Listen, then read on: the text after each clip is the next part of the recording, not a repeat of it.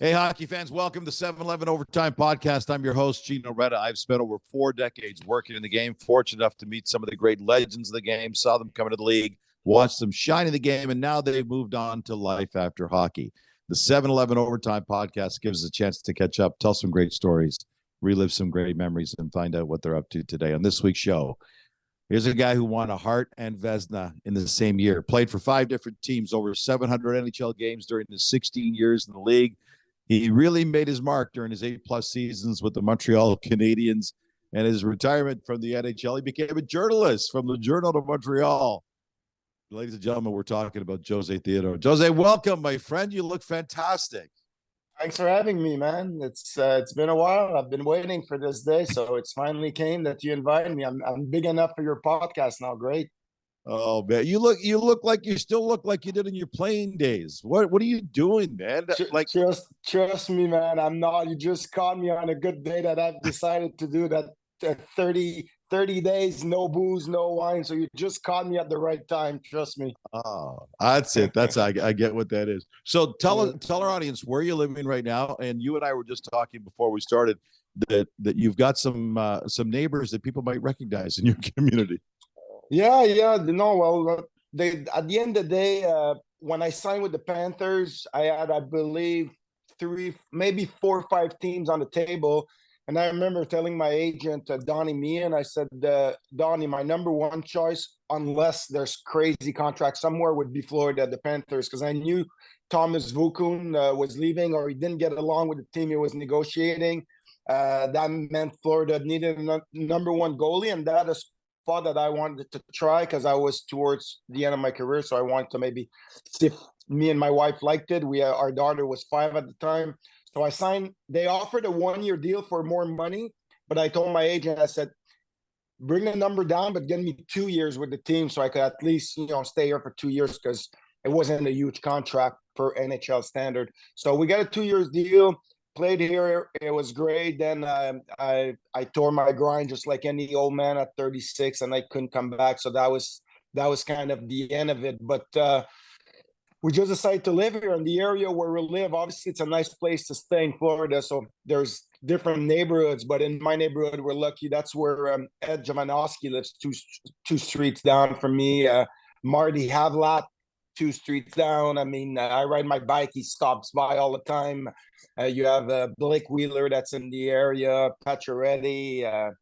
At the time, Joel Kenville was here. I'm not sure if he saw him and seen him a while. So it's fun just to be able to be out of the game, but you still could just make a few calls and you're 4 guys on the tee box and you could just reminisce some old stories and talk about hockey and, talking about this or that. So it's kind of, you still have the boys not too far. And then if you want to go 10, 15 minutes, then you have Thomas Vukun, Luongo, Jokinen, Vorak. So a lot of time we could be 10, 12 NHLer like this. So it's good. All that with no snow, by the way. Yeah, no kidding. Ever thought about starting a seniors hockey league? A seniors version, a masters edition of the NHL? You guys did kick butt. Yeah, actually they were involved with minor hockey. They were playing. For myself, to be honest, Gino, I think I put the pads twice. One of them was that outdoor game, Montreal Boston, they did with the alumni, but I retired maybe 2 years from. So I played twice. You know what? The body's pretty beat up. And the other time was a charity 3-on-3 for Chris Letang back in Montreal. So right now, beside my mask that you could see in the back, I kept all my masks. I would have a tough time finding equipment because my pads, I have 1 pad in the garage, the other at my parents, the other is on off. So I would be. So no, I don't play anymore, to be honest. Nope. Hey, listen, my friend, now's the time to kind of enjoy your retirement and reap the rewards of a very, very lengthy, very successful NHL career. There's a great story that doesn't often get told, but I think you're pretty proud of it, that I think you should tell our audience about when you were 12 years old and one of the legends of all time of hockey, Vladislav Tretiak, was running a hockey school in the Montreal area, and he had some great comments. He saw you as a little boy playing hockey, and he had some great comments about that. Share that story with the audience. Yeah, the story was that at the time, obviously, I grew up, I was born in 76. So when I grew up, I heard a lot about the Russians because they would come and play like in 1980. I believe they played against Montreal. So you had the Canada Cup in 1987. So I'm part that, Russian players, you were kind of impressed with them because we weren't seeing them too often. And Tretiak was obviously once one of my heroes because when I was a kid, I was starting to do research and see he had a VHS tape. The young kids don't know what that is, but a VHS and how he would train, and he would train like a maniac up in the trees with balls. So all that to say, when he came, I heard that he was doing a hockey school like 20 minutes from where I lived in the summertime. It was, you could sign up for 1 week, but he was there for 2 weeks. So me right away, I told my dad, I said, Dad, can I go for the full 2 weeks? Because I wanted to get more work and, just be able to improve. That was summertime. So that first year, I'm 12 years old. I show up. You have Marty Brother that's there as a 15 or 16-year-old guy, just like being a student. And now, nobody knows me. Obviously, we're like maybe 40 players. People are starting to talk about Marty because I believe he was going to play for the major junior and he was supposed to get drafted. So that was the first year. And then, so that year, he noticing me, like Tretiak said, wow, you're 12 years old, kid. But not that bad. The following year, when I was 13 years old, Marty came back, but Marty was drafted first round for New Jersey. So he was kind of an instructor, but I was still 13 years old. But then my game has even stepped up. And then that's when Tretiak, I remember like yesterday, a TV crew one there just to talk about, school. And the guy just asked anybody in here that has the potential to be an NHL goalie or something along these lines. And Tretiak say right away, and he had an interpreter, so he couldn't speak English too well. And he just said, Theodore, he said, he's going to be superstar. Watch his name, blah, blah, blah. So that's it. Like he says that on the TV for the little interview. So obviously, like now, I don't know about this, but the TV crew comes say, hey, what do you think? Tretiak says you're going to. So I'm like, wow, awesome. I'm just going to keep pushing them. They're like, where do you want to play? And that was during the Eric Lindros didn't want to go to Quebec or all that era. So my first response said, I'm going to go anywhere, even Quebec City. I don't care. I'll go just anywhere. And obviously, like I'm from there. So that was kind of funny. But then the fast forward, the good thing is the year that I won the Vezina and the Hart, Tretiak was the one naming the nominees for the Vezina. So when he handed me the trophy, in my mind, I'm like, wow, we came a long way. He called it when I was 13 years old. And that was that was kind of very special for me to have Tretiak giving me the trophy. And a little something that I actually never told nobody. They always ask me, why do you have number 60? The real story is, when I was younger, I had number 1. Then juniors, I had 33. Get drafted by Montreal. Obviously, Patrick is still there. I'm never gonna, 33 was out of the way. Number 1 was of the Raptor. So I didn't have too many choices. And in the back of my mind, I wanted number 20 in honor to Tretiak. I said, I don't have my number 33. Number 1 might be a close second. Number 20, it would be good. He was my mentor. I went to his school for 5 years. But as a 20-year-old kid, a little embarrassed to go ask the trainer, hey, I want this number instead of that number. And 20 was kind of a number that people knew it was Tretiak. So then I'm like, coming in the league, I'm going to have to explain that, I went to school. So at the end of the day, I just didn't have the balls to ask number 20. And then fast forward, Nabokov, when he was established in the league, took 20, and Eddie Belfort, because Eddie Belfort took 20 because he went to Tretiak school as well. That's another good story. So all that to say, I wish I would have took number 20 when I was a rookie and held on to that number for my career. I took 60. It's all good, but that's something that still to this day, I'm like, I should have took 20. I mean, 20 or 60, and it would have been more pressure, but big deal. So that's just something where I would have liked to, a little bit show him some appreciation. And 20 would have meant more than 60 because 60 was really more about Pierre Gervais saying, here you go. That's what's available. It's so cool Yeah. to hear you tell stories like this.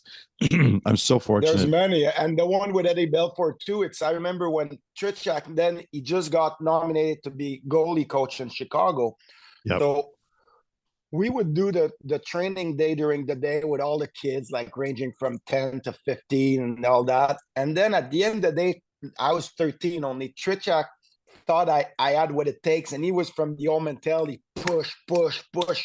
So when the day was done, all the kids were going back home. Me and Marty, we were going back on the ice for a private lesson for 1 hour with Tretiak. So after the full day of training off the ice as a 13-year-old, so I'm there with Marty. Marty's drafted by first round. I got a good relationship with Marty. We're one-on-one on the ice. And then when we were gone, he was staying on the ice with Jimmy Waite, and Ed Belfort came down. If you remember, Jimmy Waite was supposed to be the big prospect. He was drafted 7th overall. And then, so after my practice with Marty, we're standing up, just looking. I'm all impressed. This Jimmy Waite, 7th overall, 7. Who's the other guy? The other guy's a guy at college. He's not even drafted, I think. Now. But I'm looking at the practice, and I swear I'm looking. I'm like, oh, fuck, I don't know. But I think the other guy looks like he's quicker, faster. He's working hard. I don't know. I kind of like this guy. Next thing you know, he goes in the league that year, wins the Calder Trophy, and it's Eddie the Eagle. So, I mean, sometimes so I'm a good scout. That's what I'm saying. I'm a good scout. I was going to say, if you're trying to promote yourself as a scout, you're a legend. You should make it happen. So that's all my stories about Tretiak. So it was good times, but a lot of hard working. And another fun tidbits. Then Marty became a friend of mine, so I was all happy, Then Marty came his first NHL. I was only 16 when his first cup. I remember he does a party 20 minutes from my house at his girlfriend's house at the time. So I go there, I'm in the party, I'm 16, the Stanley Cup's there. I said, I'm not going to touch it because I'm going to win it one time. I'm not even drafted yet. So Marty was cool enough to kind of see that I had a good future. So he tried to help me around, and then the first time I get called up, it's Hartford, but we went on a trip against Jersey. Was my second time that I'm ever with the team. So Marty called the hotel. Back then we didn't have a cell, so my little light is flicking in the hotel room. I call, it's Marty. Hey Theo, you want to come for dinner? I'm like, yeah. So Marty was always great to me, I gotta say. He's a good, I've had him on this podcast, and he's one of these guys who constantly spreads the gratitude, and like what you're doing, and just basically saying, if not for this guy, I couldn't have done this, and this guy did this. Yeah, he was just a great guest on this show. I want to ask you about, so you get drafted by the Montreal Canadiens. It looks like it's perfect timing, because everything, when you're coming into the NHL as a young goalie, you want a senior guy in that position that can be your mentor. Like, it's one thing for Marty Brodeur to be your mentor, but he wasn't on your team. So now you get drafted by the Habs when Patrick was 27 years old at that point. So at that point, I'm assuming you're thinking, a great opportunity for me to learn from one of the greatest of all time. But it didn't work out that way at all, did it, with Patrick? Yeah. I mean, at the end of the day, when you get, and you hear that from all the young guys, you just want to get drafted. That's for sure. You're like, okay. And I was ranked a little lower than where I went. So, I was kind of end of first round, early second round. So then the first round comes and all these goalies goes, and in my mind, I'm like, fuck, a guy, 19-year-old Russian goes in Boston first round. And then, I'm thinking, okay, I'm just going to wait. Then second round comes.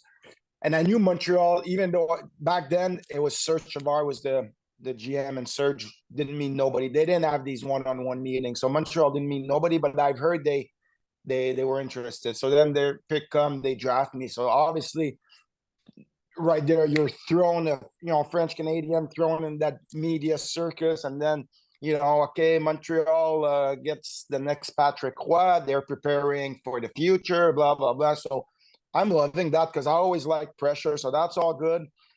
But then I'm looking forward to go to my first training camp. It's the 1994 lockout. So I get the call saying, yeah, there's not going to be a training camp this year. We're only going to invite, the older guys that's going to probably has a chance to make the team. So my first camp, I didn't even go at a training camp. So Go back to junior. That's the year we win the gold medal at the World Junior. So I'm able to get momentum. And then because it's a lockout year, people focus on junior. And then I had a good junior. We went to the Memorial Cup. I got MVP in the playoffs. So then I'm really like moving forward. And then I got my first training camp with Patrick. So I'm like, well, okay, it's going to be fun to see Patrick, be around him and see how he does things, because I'm a good student of the game. So I'm looking this. Then I had the chance to play a preseason game at the Forum, which for me, that was a dream, because going to the Forum since I'm a kid, and I knew it was on his last leg. So I want to play there. So I played a preseason game, the full game at the Forum, and my backup was Patrick Roy. So I keep telling people, I said, I played 1 year with Patrick, but he was my backup. That's kind of my claim to fame when I see Patrick. But that's about the only thing I could say. But all that to say, he was good. You could see how much, you could see he was a leader, and how people around him respected him. Like, he would walk and kind of, all the players were looking at him. So he had this aura. Then I go back to junior, and next thing I know, they have a bad start. I'm looking the game against Detroit. We all know what happened, 9-2 or 9-3. Patrick gets traded. Then they bring Thibault, a 20-year-old guy that's a year older than me. So to be honest, people were like, like, now what's he going to do? He's going to be there for the next 15 years. But in my mind, and that's no disrespect to Thibault, it's just Patrick is a legend. He's a monument in my mind. It's like, I'm never going to be able to take his job. I mean, I'll be ready when he leaves it. That was kind of my mentality, because even though, you could be cocky and you could want it, I mean, I was intimidated, by Patrick. So then when they got Thibault, then my mentality changed. I'm like, okay, the guy is my age. Big deal. He has one more year in the NHL than me. Is my age. They traded him for him. He has the pressure. I don't. So then that kind of gave me the momentum to say, well, now I could go after the job way younger than I expected to when Patrick was there. So maybe I didn't get the mentorship, but at least I had the drive that it was possible to be number one in Montreal. And that's pretty much what happened. They went and got Andy Moog to help Thibault. Then Mooger retired. They got Jeff Hackett to help Thibault. And then when I was there, I just kept pushing to a point that's it. They traded Thibault for Hackett. And Hackett was kind of my mentor. And to be honest, that's the guy that I could say really was my mentor throughout, like, my turning point in my career, because I was fighting the job. He was number one. I was number two. But even though I was showing flash of being number one when I was like 23, 24, he was always there helping me. He was the hardest working guy on the team. So I had to follow him because I'm younger. So for me, I got to say that I always say it, and I keep saying it, I owe a lot to Jeff Hackett. And that's one of the reasons I brought him back to Colorado as a goalie coach when I was there. He was at home in London doing nothing. And I'm like, Jeff, we need a goalie coach, man. I need you. We don't have nobody. My game is not sharp. You want to come? And he came back to Colorado and he put me back on track. So for me, Jeff Hackett, I could say he was actually my mentor, and he helped me a lot. And the stuff you did was amazing. You kind of briefly skimmed over your time with Jocelyn Thibault. You want to share the story about your call up? You got called up when Thibault was struggling. I think it was in February of that year, and then you got a shot in the playoffs. You guys are down 3-0 in the series to the New Jersey Devils, and you get the nod. You want to share with the viewers the story of what happened? The story starts a little bit before that, because in November, I'm playing in the A. Thibault gets hurt. So I get called back up. And when I get called back up, Montreal's going, I remember, on a 17 days road trip, like California, Phoenix, all that. So I'm there as a rookie. I remember my suitcase was that big, and I didn't know. I thought you need one suit per day. So anyway, so I go to my big suitcase. And then that day we started at home, and then we flew after to Detroit. Pat Jablonski was the goalie. So he lost the first two games. He lost 4-3 at Montreal against Philly. We went to Detroit, lost the game. So Mario Tremblay told me, you're going to play the next game. And even before that, I was practicing hard, and I was kind of that little guy, a little cocky, just going beside Mario and say, when am I going to play? When am I going to play? Kind of that little guy, always like I want to play. I want to play. So finally, he said, okay, it's your chance. So I played one game in San Jose. We lose in overtime, but we got, I don't know, 40 shots. He ended up playing me 5 games in a row at my first call up. So I'm playing, go back to Montreal, playing well. So now they're debating, do we keep 3 goalies? Because he's playing pretty well. Thibault's back. We stay 3 goalies, 3 goalie rotation. It's never good. And I told Marty St. Louis this year, you got to stop that crap of 3 goalies, but that's another story.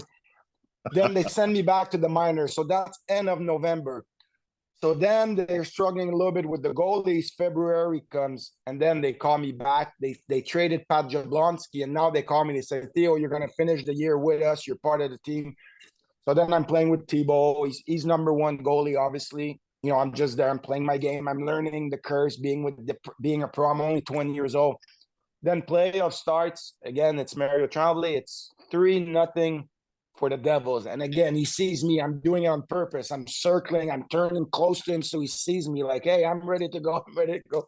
So then, still remember, we go back home. He's like, okay, hey, look, he's red. And he's like, fucking show me what you can do. You're playing tomorrow. I'm like, okay. So then, like, nervous. I'm walking to the rink. Nobody knows me, or pretty much at that time you could just walk. So I'm walking, and who is my first playoff game against? Marty Brodeur, my childhood friend. So now I'm like, fuck, I'm playing against Marty. Now I'm intimidated in my head a little bit. I'm like, Marty, fuck, it's the first time I play against him at Montreal, first playoff game.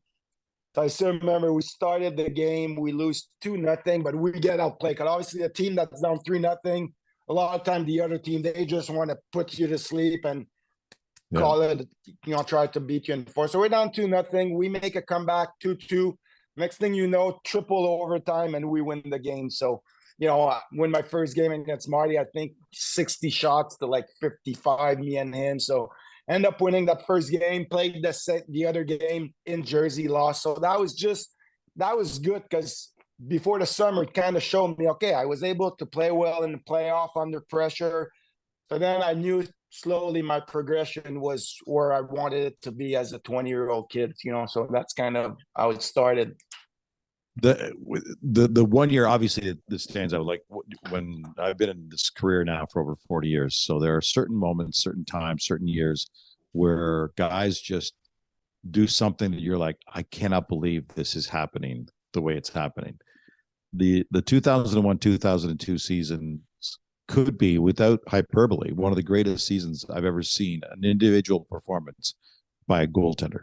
And it wasn't just me saying that. You won the Hart and the Vezina. Like, and you weren't playing for a great team. I mean, you were getting pummeled with pucks that year, and you ended up playing 67 games.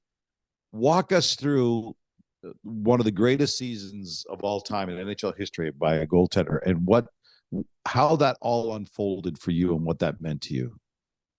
Oh, was it 67 or 69 game I played? I thought it was 67, but your memory maybe is way better than mine. No, it's not. I got too many shots. 2 years. It's either that year or 2 years after with 69 or whatever. But we'll check it out just for fun. I'm not sure, but same thing. Now, to be honest, I know it seems like that season came out of nowhere in a lot of people's mind, because I know you win the Hart division, but in my mind, it really didn't come out of nowhere. Because if you look back, we could backtrack 2 years from now. That year I was 20. We'll talk years. I was 25 years old when I won the Vezina and the Hart.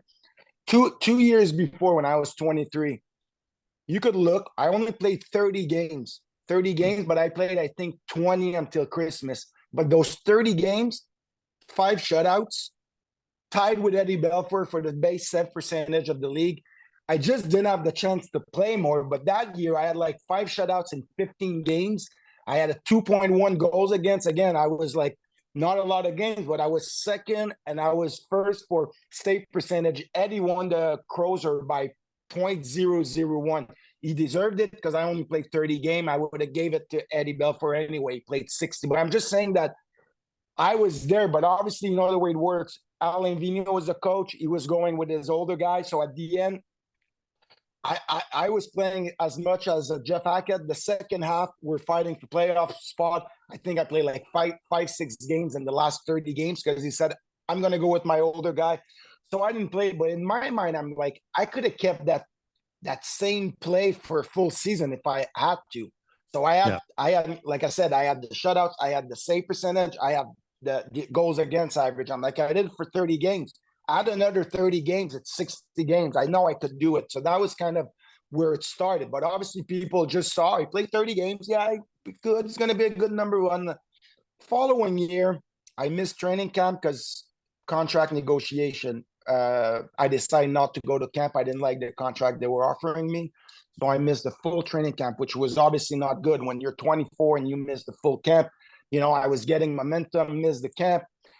And the year before we did miss the playoff, but still we didn't have that as contender team, but we had a team that was working hard. Missed the training camp, so it took me a while before I got my game back. Second half of the year, if you took just the second half, I mean my numbers are pretty good, and I end up playing 58 games that year. So I went from 30 to 58. First half, not too great. Second half, pretty good numbers, like in the top 10 maybe. So then I said, okay, now it's 2 years. So then the number 25 year come. Jeff Hackett is still there though. So the coach says we're gonna play 1-1 because now I gained the number one with Jeff. Now I'm no more backup.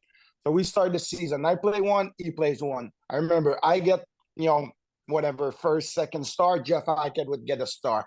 So we're going 1-1, but I know I'm in the zone now. Like now I'm playing and now I'm, Jeff gets hurt, blew his shoulder. He's out for like 2-3 months. So now, and Michel Therrien is the coach there. With Michel Therrien, we go way back because my team beat his team, Major Junior, to go to Memorial Cup. So he knew what I could do. So then Hackett gets hurt. So now I'm playing all the games, but I'm in the zone right away. When he gets hurt, I was already in a good momentum. So when he comes, he plays me all the game. And, I'm playing every game. I'm just, I'm in my game. It seems like everything's clicking and I'm pushing. Then I get a concussion when Verada hit me. That was a cheap shot. If you go on YouTube, I kind of lost. He hit me with a knee behind the head. So I missed 5 games. We lose 5 games and we get blowout like 5-1, 6-2. So I still remember we got back. Michel calls me in the office like, Theo, can you play? I'm like, well, the team was on the road. So I was at home for 5 days, just resting, not going on the ice. He said, well, go on the ice this morning. We're playing tonight. Just skate around. So I skated for 10 minutes. Me and the goalie coach said, you're in tonight against Colorado. I'm like, oh my God. Fuck. So then we end up having a tie, 1-1 tie. And then after that, I was going and playing like 10, 15, 17 games in a row, just playing nonstop. And if I would have one bad game, I would always bounce right back. So at the end of the day, it just seems like you say, everything was clicking, but it was just, I like to say, just a continuity of what I was building before. It's just that year I could show it for a full 67 games and for a full season. And then we went in the playoffs. And I remember I said, that year is special, but it's not gonna mean as much if we can't make an upset in the playoffs. We gotta make an upset. But then we're playing against the first team overall or second, Boston. Everybody No, it thinks was first. You guys dead. were the 8th seed, and the Bruins were the first seed. Yeah. So I remember in my mind, I'm like, come on, just pushing the playoff, and that could really. So I remember we were able to beat Boston, which was huge. And then obviously after we were up against Carolina 2-1. Everything was right until that one game that we blew that lead in the third period. We were up 3-0, blew that lead, lost in overtime, and that kind of just took the sail out of the team. And then we end up losing. So that was kind of how that year went up. Rolly the goalie, Rolly Melanson was involved in that time, and I remember his quote. He says, "We asked him to be God." Because that's what it was like for you in that season. Rolly, talking about Rolly, I gotta bring Rolly as another of the very important people for me, because Rolly, like you say, he would come with these kind of comments. So I remember one time, I think I had Player of the Month. So I'm feeling good about myself. He brings me in. We're doing video session, and he's just destroying me. Yeah, look, there, your glove there. I expect more than you. I'm like, Rolly, I just had Player of the Month. No. not enough. It was always more. I remember going on the ice 30, 40 minutes before, after, even game days. I would do morning skate for 1 hour on game days because really one more. So again, I got to give Rolly a lot of props. To be honest, that's what, if you fast forward, then I get traded to Colorado. I go to Colorado. There's no goalie coach. I'm used to having Rolly. That Rolly comes in the room. He says, "Okay, Theo, 40 minutes before practice, you're on." He gets 4 or 5 players. We do the drill. Afterwards, let's say I want to work on whatever back doors, bring guys. He does everything. In Colorado, nothing. So it was very hard for me to organize everything, telling guys, "Okay, you stand there." And I was kind of being the goalie coach. So things weren't going well. So that's when I called Jeff. I'm like, "Jeff, I need you. You want to come?" And then Jeff came to Colorado and he put my game back on track. And, I had a great season over there. So I had a lot of people that I really have to say, means a lot in my career and were able to make me have that long career. Somebody who meant a lot to you, and you kind of briefly touched on the Radom Verbata cheap shot. For the viewers and listeners who don't remember this, you were outside the crease playing the puck, and Verbata cheap shotted you, and Dougie Gilmour stepped up for you. What did that mean to you to have a legend like Gilmour to step up like that for you? Well, at the time, obviously, I didn't see it. So if you go on the replay, I'm passed out on the ice. So I didn't know what happened. I dived. It was a loose puck. Bad call on my choice. But as a goalie, when you're there, you can't go back. So I dove for the puck, which I got. Verada just fell on me with his knee, lost my helmet, and passed out. Then I don't know what's going on. I wake up, I'm in the dressing room. That's kind of how it went. But then I see the replay, and I see that shot. Then I see for like 2 seconds, I'm like, what the fuck? Nobody's there to do something. Then you see that little bowling ball coming from the other side of the rink, skating and just sliding. Then after, the other guys kind of say, "Oh, okay, we got to do." But for me to have Dougie, first thing I always, when I see Dougie, I keep reminding him. But for me, it means, okay, now guys, they really see me as an important piece and a number one guy. When you have a guy like Dougie Gilmour doing this, taking the chance to getting hit afterwards and going to war for you, in my mind, it felt like, okay, now I'm the clear cut, I'm their number one, and guys want to protect me. But Dougie, I mean, it seems I played with the guy for 10 years, even though I played with him, I think was 2 years. He meant so much. And I still remember the year that I won the Hart. After the season, we're having a little beer together, all the team. And he comes to me in my ear and he says, "You know what? Enjoy that moment, because I was nominated once and it might never happen again." So he said, "Just enjoy every moment of it." And you know what? Every time since then, I keep thinking about them. So yeah, he was right. I mean, you got to enjoy it because it goes like this. And I mean, beside Dominic Hasek, you don't have too many goalies that could say they had 2 kick at the can for MVP. So Dougie was somebody I respect so much. And again, like, I mean, I see him and it's like he's a brother to me. So he's one of the best teammates I've had. And I've had a lot of good teammates, Joe Sakic, Dougie, but Dougie's right up there for sure.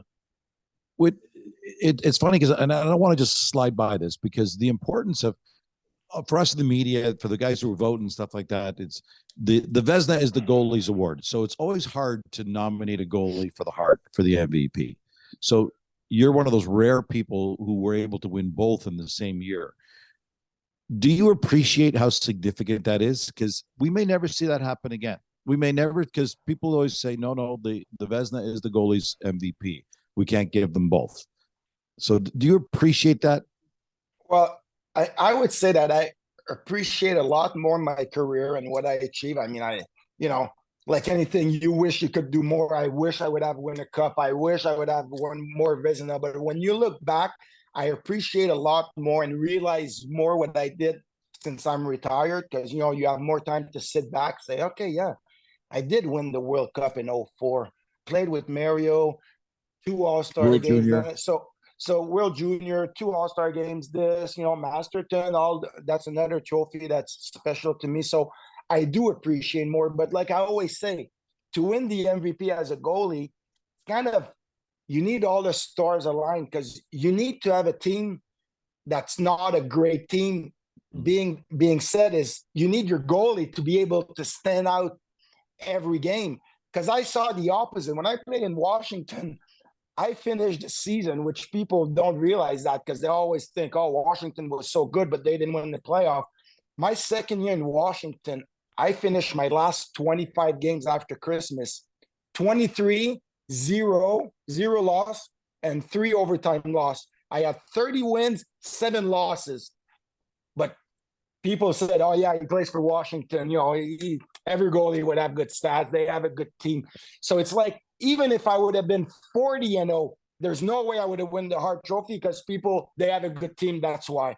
So all that to say, you need to have a team that you're not supposed to be in the playoffs, and you need to have a lot of shots, and you need to be able, you could play as well. We snuck in the playoff by not even 1 point, by the fact that we tied with Washington, but we had more wins against Washington or something like that. If we miss the playoff, am I MVP of my team if we don't make the playoffs? Probably not. I don't know. So you need so many things to be aligned to be able. So now I realize how hard it is. But again, sometimes it's just like anything. You would win it once. You think, okay, yeah, I've done that. You know, as a 20, I was only 25. I said, you know, I could do that again. And then as the year passed on, you're like, okay, yeah, no, that's a lot more. It's not going to happen twice. And then, so yes, I do appreciate it, but I appreciate it a lot more when my career is done now. I got to ask you about playing for the Caps. Alexander Ovechkin, back March 2009, scores his 50th goal of the season. And there's that video that we all remember of him with the hot stick, like, ooh, drop the stick and the hot stick, emblazoned in all of our minds. And you were a part of that story. Give us the background to that. I'm actually not part. I'm the one that gave him the idea, but the thing, he was stupid enough to do it. We had a team meal in Tampa the day before, and I wasn't playing that game. So we had a team meal, and we're like, not a team meal, but we're 10, 12 guys. Backstrom is there, Mike Green, myself talking.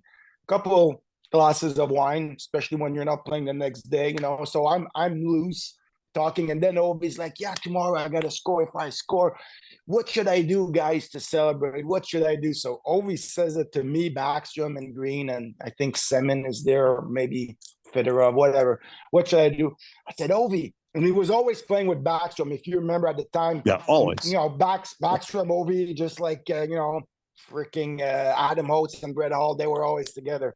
So I'm like, Ovi, you score your goal, you put your stick down. I said, no, I said, you call all the guys over, more like I had the football mentality. I said, you put your stick down, you call your teammates, but I said, you got to warm up, like your stick is on fire. So the thing he had to go was like this, like that. But he goes and we keep bugging him. I said, oh, you look like Mozart playing the piano. I said, Ovi, what did you do? You screw up my celebration. You're playing the piano. You had to go like this. And if you look at the replay, you see Ovi calling the other guys, but nobody wants to go. So that's why he ended up being by himself. But the thing that I said was, you call all the guys and everybody's on a circle around the stick going like that. But that was me talking with 3 glasses of wine. Then the next thing you know, he scores. I see him in the corner. He goes like this, calls like teammates. Nobody comes, and then he's playing the piano. So I am responsible for that, but mine would have been so much cooler. Everybody around, everybody's warming up. Everybody's warming up. You're you're a legend. That's the true story. But then after that, I started calling him Mozart or Beethoven. I don't remember, one of these guys. Good. I want to play. The good thing is I listened to Hockey Night in Canada, and I'm a big Grapes fan, obviously, like every other Canadian. And Grapes is just ripping. Oh, what? This is not hockey. This, I'm like this. Yeah, I said, yeah, good job, Grapes. Yeah, I agree with you. I agree. Then I didn't want to say it was me. I only said it, I think, 2 years after that I'm behind this. That's hilarious. I want to play 5 fast facts with you. I'm going to ask you 5 quick questions. You can give me 5 quick answers, and you'll see why I want to do it right now, because the first question is talking about best teammates you ever played for. You ready? We're going to go with 5 fast facts. Give me 5 quick answers on this. Who's the best teammate you ever played with? Joe Sakic. Oh, who was the best coach you ever played for? Mike Terrien. Okay. And by the way, for me, a good coach, whoever puts me in net, whoever plays me is a good coach. But no, I go way back, and I'm still friends with Mike. For me, for my kind of character, me and Mike Terrien had a good chemistry. Who did you hate playing against the most, and why? Ooh, okay, that's a good one. You know what? It's not really a player. I think it's more some buildings in the league that for whatever reason there's buildings. Whoever was on that team, I just cannot play well. Like I never played well in Edmonton, Buffalo, just played well. But a player I didn't like. You know what? I would say there's not really one that stick out. I'm gonna say a guy like Chara, just because you knew he was there with his bomb and every shot would just hurt. But for me, a guy like Jagger that was in his prime in the 90s, for me, I liked it because it was a big challenge. It was like, okay, you're playing against the best players. So players I didn't like. Oh, I could say, yeah, I'm going to name you one guy I really didn't like to play against was Holmstrom in Detroit, always being in my freaking kitchen all the time. So that would be one guy that I can stand because he was there and always bumping, and I could give him the stick underneath, underneath the legs, right where it hurts there, where the two little balls are. Oh, yeah, right I know there. what you're talking but about. Still, he would stay right there, and him and Ryan Smith. These are the two guys that, they could get under my skin. Yeah, Ryan Smith and Holmstrom. What was your favorite NHL city to play in? New York City. Yeah, just one last question. Walk there, yeah. If you hadn't been an NHL player, what do you think you would have done as a career instead? I'm going to give you two options because it was really two. Like one, my dream would obviously been, because I love music, playing in a rock band. But, the chances are so slim that if not that, I would have been a lawyer because I had good grades at school and I would have been a lawyer for sure. So that was kind of the two options. I'm surprised you didn't say pilot because as we wrap this up, something our audience needs to know. You've got your helicopter license. You've got your pilot's license. You love to fly. You're flying today. Actually, where did that come from? Actually, you're right. Now, I was thinking growing up, pilot was not in my mind. So right now, yes, I would have enjoyed because I took. You're right, probably right. When I was growing up, was more rock star, but obviously at 47, you're not a rock star anymore. So I would have been a pilot. But no, pilot was. I got traded. That's really my big passion. You're absolutely right to bring this up. I did my helicopter license when I was over in Colorado. Just had too much time on my hand, and I wanted to learn something.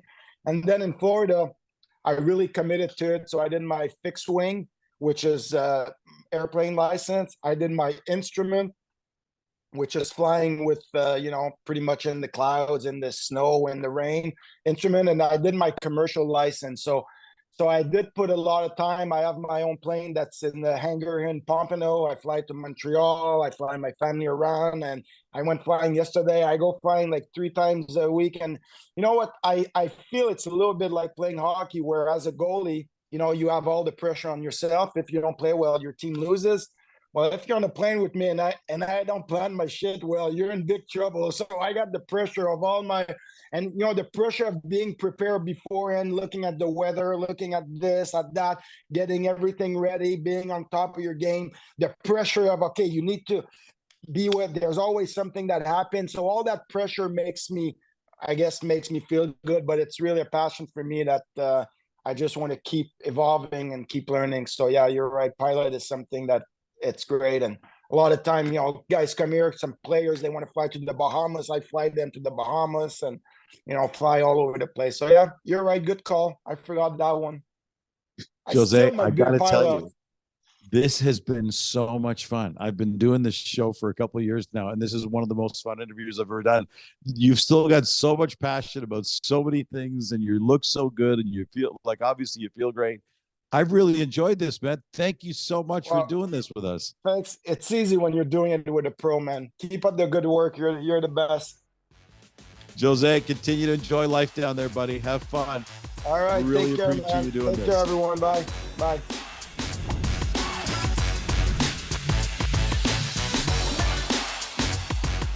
Hart Trophy, Vezina winner, Jose Theodore, one of the greats of all time. The Overtime Podcast is proudly presented by 7-Eleven and Athletes Care. Before leaving the rink, order your favorite Slurpee, fresh 100% premium Arabica coffee, hot from the oven, pizza and wings, a pint of ice cream, or even a carton of milk, a dozen eggs, and a loaf of bread from the 7 Now app. And Team 7-Eleven will have your order ready for pickup 24/7. Athletes Care is proud to be celebrating its 25th year, offering sports medicine services to both elite athletes and the general population who require rehab for a new or chronic injury or pain. Go to where the best go. Athletes Care Sports Medicine Clinics, 24 locations in the Greater Toronto and Ottawa area. Hey, if you missed any parts of the show, don't worry. Visit our website at overtimepodcast.ca, where you can both listen and subscribe to future shows. 7-Eleven's Overtime Podcast can be found on Spotify, iTunes Podcast, or any of your favorite podcast platforms as well. Please check out and subscribe to our YouTube channel at O-Time Podcast. Until next week, I'm Gino Retta saying so long, hockey fans, and thanks for joining us on the 7-Eleven Overtime Podcast.